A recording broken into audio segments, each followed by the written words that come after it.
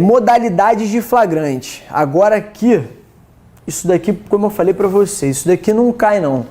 Isso aqui ele despenca em prova. Esse tema aqui é muito recorrente em prova. Inclusive trouxe questões aqui para vocês. Eu peço para quem esteja divagando voltar para cá, para que possa estar prestando atenção aí na explicação, porque é um tema de suma importância para a gente. Em qualquer concurso, seja de carreira policial, de carreira analista do judiciário, de técnico, isso aqui é muito importante no que tange o processo penal, beleza? Flagrante real, próprio ou perfeito. O nome eu acho que já é bem sugestivo e dá pra gente ter um entendimento sugestivo aqui, um entendimento a partir da leitura do Instituto. Flagrante real, próprio ou perfeito. Isso daqui é uma nomenclatura doutrinária, mas está lá no 302, inciso 1 do CPP. O que é o flagrante real, próprio ou perfeito, Douglas? Nada mais é do que a pessoa quando é presa. Lembra que nós falamos do flagrare, da chama ardendo? É exatamente esse o momento. Quando a pessoa é presa, nesse momento aqui, flagrante. Quando ela está em chamas ali, ela pega no exato momento em que ela está cometendo um crime. Beleza? Eu vou anotar aqui para vocês, ó. Ele é capturado cometendo... Bota aí no caderno de vocês também, cometendo a infração.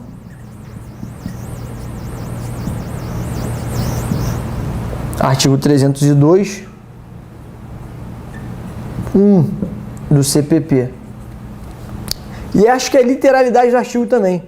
É preso em flagrante quem? Está cometendo a infração. Se eu não me engano, é exatamente isso que está escrito lá no 312 do CPP. Beleza? Outra modalidade de flagrante. Flagrante impróprio, irreal ou imperfeito. Impróprio, irreal ou imperfeito. Nesse flagrante, o agente ele é perseguido logo após. Então aqui ele é perseguido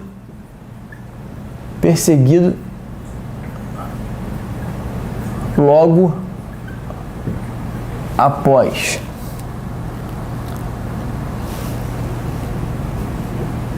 O cometimento, perseguido logo após do cometimento do crime. Então aqui entende-se que ele cometeu o crime e saiu correndo. Eu costumo dar exemplo nas minhas aulas do seguinte caso. Eu tive um caso de alguns... Eu sou advogado criminalista, para quem não sabe, e eu trabalho com alguns casos. Eu trabalhei com que uns rapazes, eles roubaram uma loja e saíram da loja, saíram correndo, saíram de carro pelas vias e houve essa perseguição. Nessa perseguição, às vezes, os policiais perdiam de vista, voltavam, mas ainda assim, durante essa perseguição, mais à frente, eles foram localizados com todos aqueles aparatos da loja e foram presos em flagrante. Não deixa de ser um flagrante. É exatamente esse o caso. Perseguido logo após o cometimento do crime. Beleza? Aqui eu vou fazer uma observação para vocês. Vou fazer a seguinte observação. Primeiro que esse flagrante está lá no 312, 3 do CPP, tá? E para quem quiser saber, a definição de perseguição, ela está no 250 e 290 do Código de Processo Penal. Então você que está aí assistindo a aula depois, não está assistindo online, está assistindo depois, vai lá nesses dois artigos, dá um pause na aula, lê os artigos e voltem para cá, tá? Lá está a definição de perseguição. Beleza? Um outro OBS qual é o prazo máximo ou mínimo para a duração dessa perseguição? 1 hora? 2 horas? 3 horas? 4 horas? 5 horas? Quanto tempo? E eu vou responder para vocês que não existe prazo para perseguição. Não existe prazo para perseguição. Tá? Ela permanece enquanto for necessário. Enquanto essa perseguição ela se perenizar, é o momento em que ele vai estar em flagrante. Essa perseguição não tem um prazo, beleza? o estado de flagrância ele vai permanecer enquanto essa perseguição ocorrer. Requisito de validade para a perseguição. Ela deve ser contínua. Ela deve que seja contínua. Não adianta ter perseguição, pô, tu saiu lá na tua viatura, perseguiu o cara, viu que tava roubando, e depois, deu meia hora, eu vou pra cá, vou pra delegacia, sei, vou bater meu ponto, vou pra casa, e amanhã você volta, continua procurando o cara e acha os caras ali na rua, sentado, pô, eles não estão em flagrante. Esse flagrante vai ser ilegal. E vocês sabem, prisão ilegal, ela deve ser imediatamente ouvida aqui, relaxada. É isso aí, perfeito, tá? Então, qual é o requisito de validade? É necessário que ela seja contínua. Aqui não exige a manutenção perene do contato visual, não. Você não precisa estar olhando o cara o tempo inteiro ali. Não, tá? Você pode estar... Você perdeu ele de vista, aí depois de um tempo você olha, acha ele de novo, ele está correndo, e essa perseguição, ela se perpetra, ela vai se perenizando com o tempo. Não precisa que você tenha contato visual com aquele agente para que o flagrante ainda seja constituído. Não, às vezes você perde de vista, mas você torna... Desde que essa perseguição, ela não se esgote. Você pode esgotar a perseguição. Se você esgotar essa perseguição, não for mais contínua, não vai ser mais um flagrante. Tudo bem? Outra espécie de flagrante. Flagrante presumido, ficto ou assimilado. Flagrante presumido, ficto ou assimilado. Esse daqui... O sujeito, ele é pego logo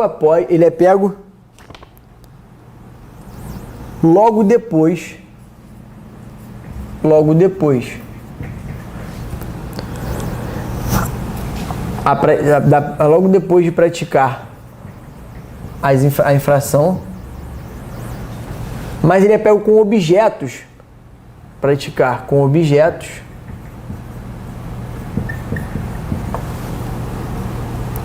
armas ou papéis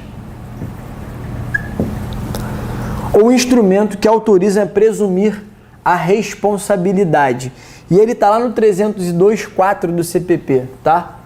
Tá aqui 302, inciso 4 do CPP. Perfeito? Uma observação aqui. É grande, mas é bom que vocês percebam. Vocês percebem que aqui, no flagrante, real, próprio ou perfeito, ele está cometendo a infração. Aqui no flagrante impróprio, real ou impróprio, ele é perseguido logo após o cometimento desse crime.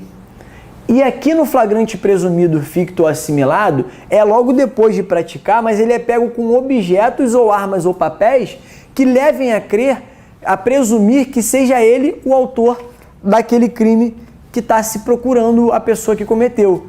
Então aqui a gente pode traçar uma linha temporária. O tempo ele vai se aumentando. O tempo de busca, o tempo desse flagrante, ele aumenta.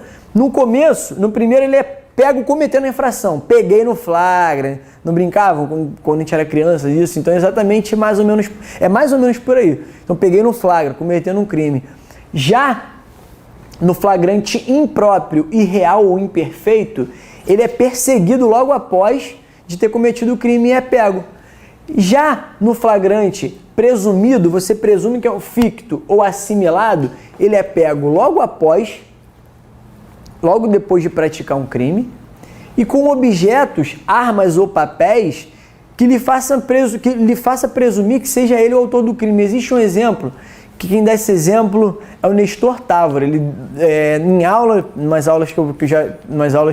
em algumas das aulas dele, ele dá um exemplo do seguinte, que ele, um belo dia, ele estava caminhando, ele viu um rapaz todo ensanguentado na rua, todo ensanguentado, todo machucado, e logo mais à frente, ele virou a esquina, ele viu um sujeito exaltado, com uma garrafa de vidro na mão, a camisa cheia de sangue, todo machucado, e um dia depois, ele veio a saber no jornal, ou por algum meio de comunicação desse, que o rapaz, ele foi vítima de uma briga de bar e foi morto com garrafada. Então, assim, esse rapaz que estava ali do lado, que estava com um objeto na mão, que fizesse presumir, se ele fosse preso, ele ia ser preso num flagrante presumido. Perfeito? Agora, o flagrante obrigatório compulsório. Esse flagrante aqui, flagrante obrigatório ou compulsório, ele existe em razão da autoridade policial, de você ser um policial. Pelo simples fato de você ser um policial, subentende-se, inclusive a própria lei prevê que você tem a obrigatoriedade de cumprir flagrantes. Pode ser que você esteja de férias, se você está fardado, independente da situação em que você se encontre, existe a obrigatoriedade legal de você cumprir um flagrante. Isso está na lei, lá no artigo, deixa eu ver aqui para vocês, 301 do CPP. 301 do CPP. Traz essa previsão legal. Então é aquele inerente à atuação de forças policiais, funcionando como estrito cumprimento do dever legal. Tá? Então bota aí flagrante, bota por autoridade policial, por estrito cumprimento do dever legal. Estrito cumprimento do dever legal. Tá? Prepondera o entendimento de que a obrigação ela persiste mesmo na folga em face da manutenção do porte de arma. Tá? Então nesse OBS aqui, botei vocês, permanece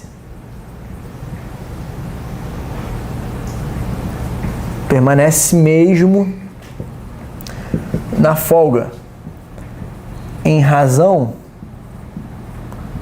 do porte de arma. Tá? Flagrante facultativo. Esse aqui é o flagrante que toda pessoa, todo civil acho que já sonhou em fazer, né? De você ver alguém cometendo um crime, você correr atrás daquele cara e pegar aquele cara ali e prender ele em flagrante. É um flagrante facultativo. Aqui é o flagrante realizado por um civil no exercício regular de um direito. Você está agindo em nome da sociedade, você está colaborando para a sociedade, prendendo uma pessoa em flagrante. Flagrante facultativo. Ele é facultativo, não é igual o obrigatório aqui, em razão da condição de policial. Não, aqui por nós sermos um civis, eu não tenho obrigação nenhuma de prender. O cara pode passar ele na minha frente, não sou obrigado a prender ele em flagrante. Não, é um flagrante facultativo. Qualquer pessoa do povo, tá? Bota aí no caderno de vocês, qualquer pessoa do povo, beleza? No nome do exercício regular do direito, e está lá no 301. Porque o 301 fala, qualquer pessoa do povo pode e as autoridades policiais devem prender quem se encontra em flagrante. Beleza? E aqui, um tema bastante nebuloso, né? Para o estudo do Código pro estudo do direito processual penal, é no que tange o flagrante forjado. Flagrante forjado, todo mundo já ouviu falar alguma vez no flagrante forjado. E nesse aqui, o flagrante forjado é quando a pessoa não tem a vontade de delinquir e a pessoa planta uma prova nela ali para que ela possa responder um crime, para poder responder uma ação criminal. Existe um exemplo clássico da doutrina, que é o seguinte: uma dona de casa, ela bota um celular na bolsa da empregada e liga para a polícia e fala, ela furtou meu celular aqui em casa. Para poder dar uma justa causa na empregada, ela forja um flagrante. Você vê que essa empregada em momento nenhum ela tinha o ânimos de praticar um furto. Não. Esse flagrante foi forjado, ela nem sabia que quando foi parada na praça pelos policiais, ela abre a bolsa, os policiais detectam que no interior da bolsa havia um celular, que esse celular efetivamente era da dona da casa, essa mulher presa em flagrante, enfim. É um exemplo clássico aí de um flagrante forjado. E botem aí no caderno de vocês, flagrante forjado é aquele realizado para incriminar pessoa inocente que não tem o desejo de delinquir. Aqui estamos diante de uma prisão ilegal merecendo ser relaxada, tá bom? Flagrante esperado. Então aqui, esse flagrante, o flagrante forjado é ilegal. O esperado já é uma outra coisa, é uma tocaia. os policiais, a autoridade policial, ela aguarda para atacar no momento oportuno. Esse flagrante esperado, ele é uma idealização doutrinária, tá? Vou botar aqui flagrante esperado, tocaia. Mas bota aí no caderno de vocês que é uma idealização doutrinária justificando o comportamento de realizar uma campana, uma tocaia, aguardando a primeira prática do ato executório para realizar aquela captura. Tudo bem? Em nenhum momento aqui a gente pode perceber que no flagrante esperado, em nenhum momento a autoridade policial ela induziu a prática de um crime. Não, pelo contrário, ela ficou esperando o tempo inteiro. Quando o rapaz, o agente lá, resolveu cometer o crime, a polícia agiu e prendeu efetivamente num flagrante. Então é exatamente essa a ideia. A tocaia, a polícia não incute a ideia. Ela a autoridade policial, ela não incute na mente do agente a vontade de delinquir. Não, ele somente espera. Ele tem uma postura pacífica, uma passiva ali, aguardando aquele agente a cometer um crime, e eles atuam para prender em flagrante no momento oportuno. O que é diferente aqui do flagrante preparado, provocado, delito putativo. Aqui nesse flagrante, vou até apagar esse lado aqui do quadro.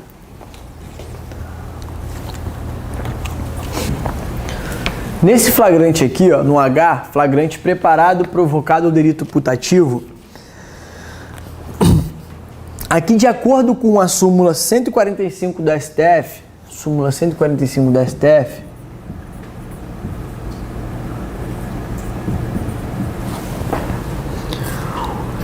o Estado ele não pode estimular a prática do agente.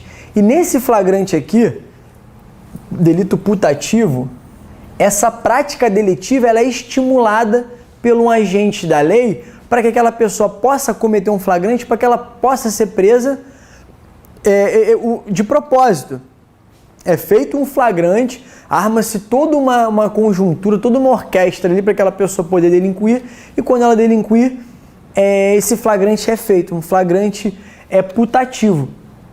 É um delito putativo por conta delito putativo por obra do agente provocador. A súmula 145 do próprio STF já declarou que é ilegal esse flagrante, então não pode o Estado estimular a prática da infração para capturar as pessoas seduzidas, pois os fins não justificam os meios. E nessa hipótese aqui a prisão é ilegal,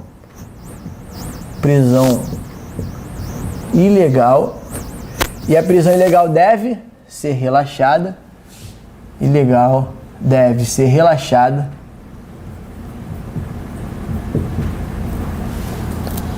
prisão ilegal deve ser relaxada.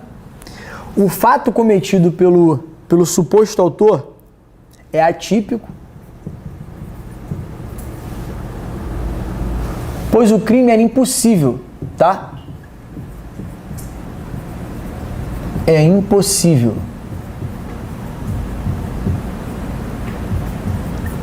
Tudo bem, gente? Um outro tópico aqui que nós devemos abordar é o flagrante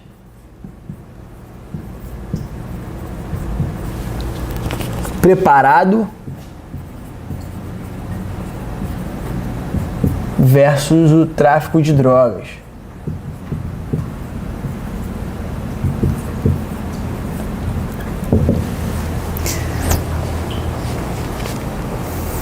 Flagrante preparado versus o tráfico de drogas.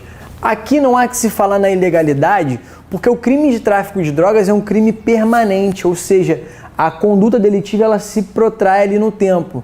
Transportar, remeter, ter em depósito, vender droga, todos esses verbos núcleos do tipo do artigo 33 da Lei 11.343 são crimes permanentes. Então, no momento em que uma pessoa interposta ali por um policial, ele age num flagrante, o crime de tráfico de drogas ele já havia sido consumado lá atrás, porque aquela pessoa já estava na posse da droga. Então aqui não há que se falar na ilegalidade do flagrante preparado e no tráfico de drogas, beleza?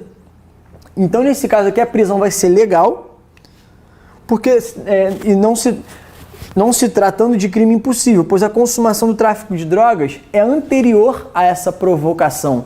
Tudo bem? Ficou claro isso para vocês? Tá aí no material de vocês, essa questão aqui para vocês montarem no caderno.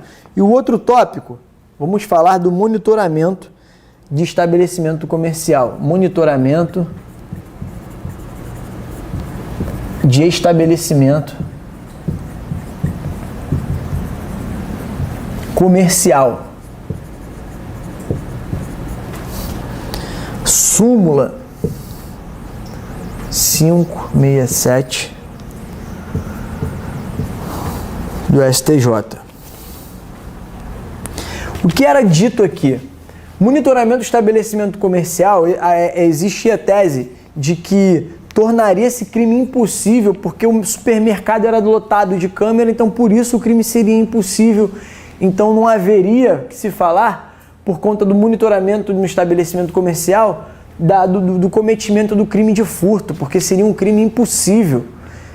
Haja vista a quantidade de câmeras que existe dentro do estabelecimento, dentro de um supermercado, e a quantidade de seguranças. Só que o STJ entendeu que não. O STJ falou, não, aqui não. Nesse caso aqui não existe crime, não é crime impossível, não.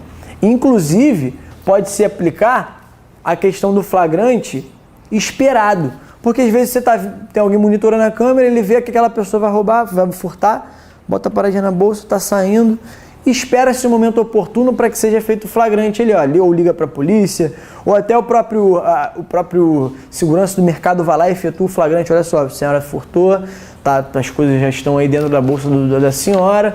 Então foi um momento, um flagrante esperado, e não há que se falar em crime impossível. Esse é exatamente o teor da súmula 567 do STJ, tá?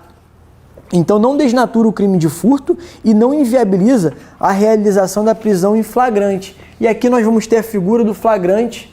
Aqui temos o flagrante esperado. Vocês estão conseguindo acompanhar, gente? Espero que sim. Temos o flagrante esperado. E será feito o flagrante na forma do 302 do CPP. Tá ótimo? E aqui também é um tema bastante complexo, tá? Que é o flagrante postergado. Vocês já devem ter ouvido falar do diferido, retardado ou de ação controlada.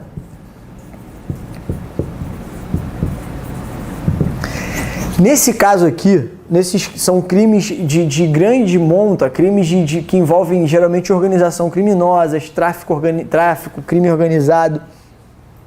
Então, se espera, às vezes tem uma mula levando a droga no caminhão, e espera-se o momento oportuno para ser realizado efetivamente aquele flagrante, para você chegar até a origem da droga. Às vezes, chegando até a origem da droga, você chega lá no chefão da organização criminosa.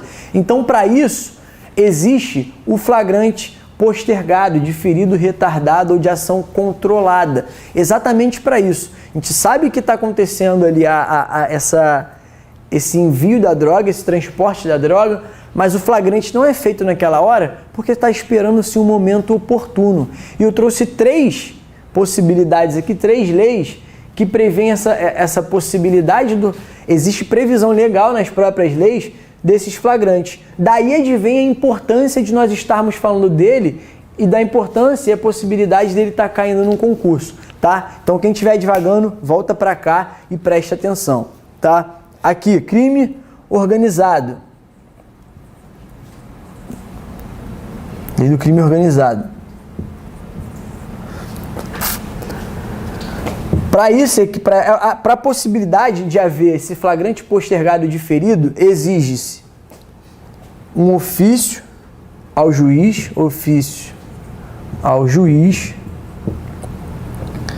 ouvido o MP,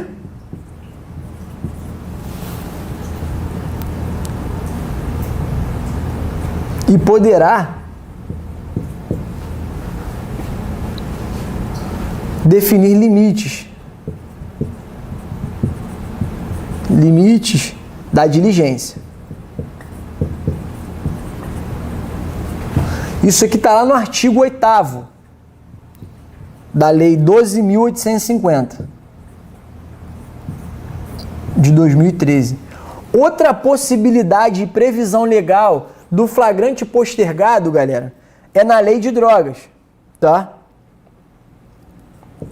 Bota aqui, crime de tráfico de drogas.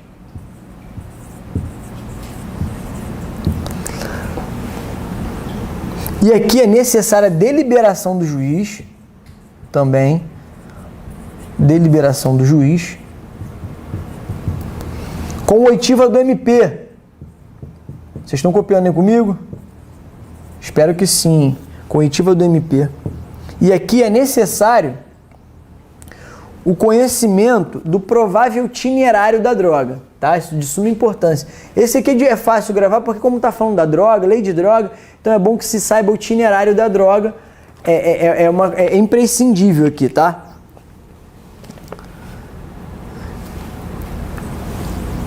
É necessário o itinerário da droga.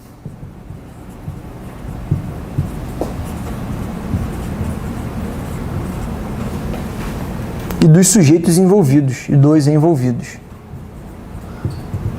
Isso aqui está lá no artigo 53, inciso 2 da Lei 11.343, tá? De 2006. E uma outra previsão legal do flagrante postergado de ferido retardado, gente, tá lá na Lei de Lavagem de Dinheiro. No crime de lavagem de dinheiro,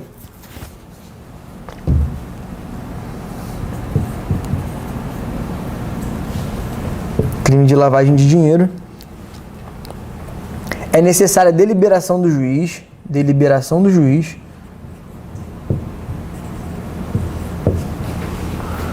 com prévia manifestação do MP. Prévia manifestação do MP.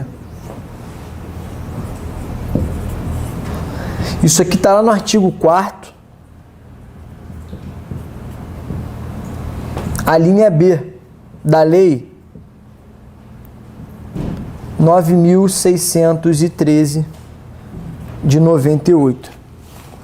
Beleza? Nessa fase preliminar, cabe ao juiz das garantias ele promover essa deliberação diante da provocação do Ministério Público. Só que vocês sabem que o juiz de garantias ele está suspenso pelo STF por enquanto, tá bom? Qual é o procedimento? Agora vamos para a parte prática. Procedimento. Como é que é a essência, como é que é a prática dessa prisão em flagrante? Tá? O procedimento, vamos falar de uma forma grande aqui, uma forma macro, tá? Primeiro passo. O primeiro passo é a captura. Tá? Primeiro passo é a captura, que é exatamente aquele primeiro momento do cerceamento da liberdade do indivíduo que está cometendo um crime. E aqui de suma importância nós falarmos qual é a tua primeira atitude se você for um policial e estiver vendo um sujeito cometendo um crime. Você vai ver esse sujeito cometendo um crime, tu vai querer prendê-lo e botar uma algema nele. Só que o uso de algema ele não pode ser um uso... não pode ser utilizado de qualquer forma, não. Existe uma súmula vinculante, a súmula vinculante 11, tá? A súmula vinculante 11, ela traz as possibilidades da utilização de algemas.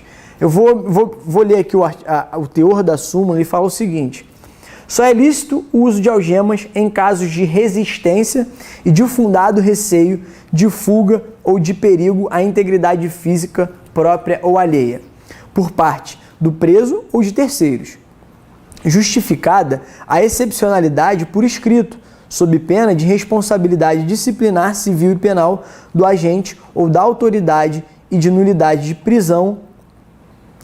da prisão ou do ato processual a que se refere, sem prejuízo da responsabilidade civil do Estado. Então, primeiro passo, captura, devendo observar a utilização de algemas, tá bom? Segundo passo, condução coercitiva. Então, a pessoa que apreendeu uma pessoa, a primeira ela faz a captura e essa condução é feita de forma coercitiva até a delegacia mais próxima. Na prática, existem as delegacias que funcionam como centrais de flagrantes, que são delegacias especializadas ali para atenderem as pessoas que são levadas ali por essa polícia ostensiva, que são policiais militares, ou até pela própria polícia civil, ela é levada até essa autoridade competente. Então, a condução coercitiva até a autoridade, o capturado é conduzido até a autoridade policial atuante no local da captura. Inexistindo delegado, a condução ocorrerá até a autoridade policial local mais próxima. Ficou claro isso, gente? Terceiro passo é a formalização, tá? Qual o terceiro passo de um flagrante? É a formalização. Quem quiser curso para polícia aí, formalização do flagrante. Você quando estiver sentado lá na sua mesa, vocês vão se deparar com isso daqui diversas vezes. A formalização é a própria lavratura do auto. Você vai lavrar,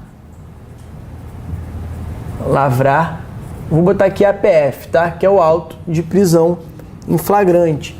E isso aqui tem previsão legal lá no artigo 304 do CPP, tá?